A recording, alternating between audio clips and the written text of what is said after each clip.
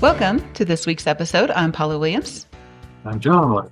And we are ABCI, and ABCI's mission is to help you folks out there sell more of your products and services in aviation. Absolutely.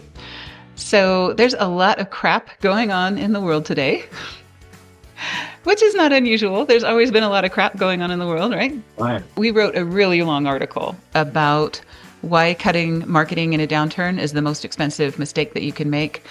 But a lot of people make this mistake because they are reacting in the moment to something that happened. Yep. I have this diagram that I think is a really good example of good design, and it's also a really good example of how to not freak out and why to not freak out when something is happening, right? Yep.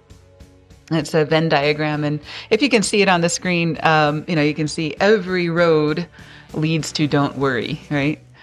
Do you have a problem in your life? Yes. Can you do something about it? No, don't worry. Exactly. It's really simple, and it probably seems like trivia, like it's trivializing problems that people are having and so on. But I think a lot of people just get so carried away over things they can't do anything about, and that consumes all of their energy, so they don't do the things that they could do something about.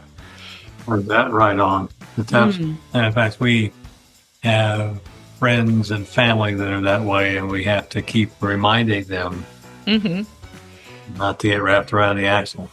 Right. And if they can do something, do it. And it happens to me too. I sometimes get wrapped around the axle, as they say, about something that either I should be spending that energy doing something about it, but I also spend a lot of time ranting to John about things that are going on. And, there's nothing wrong with that, but it's energy and time that I should be spending solving the problem. And we're all that way. Exactly. Right.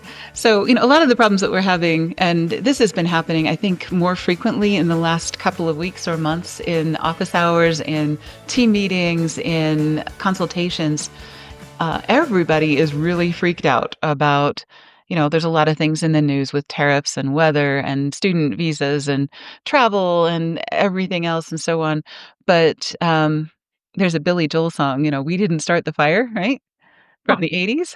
And it was true then, and it's still true now. You just add on the next generation of problems to that. And we don't have it any worse, I promise you, than anybody else in the history of Earth, right?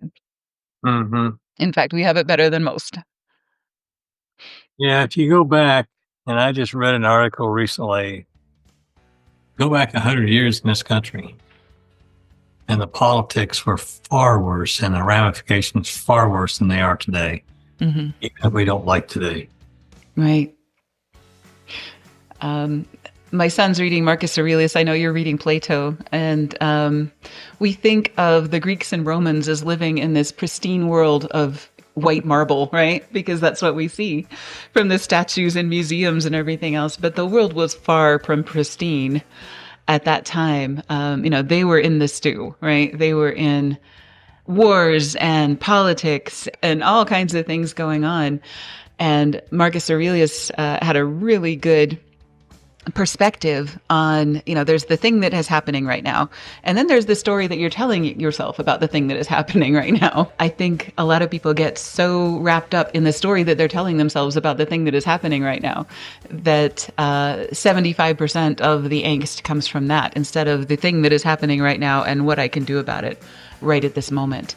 And he was a great general. So, he's in wars, fighting with people, right? He's not just doing business. He's not just reading the newspaper and getting anxious. He's actually having people killed around him, while he's having these thoughts and writing these journals, right? Mm-hmm. We forget that, but, it's good to put that in perspective and come back to the diagram, what's going on in the world. Will we survive it? Absolutely. It's just a matter of, are we doing the right thing, and what is the right thing, and what is the next right thing and the next right thing, right? Yep. Cool. All right. Well, thanks for joining us, and we'll see you next time.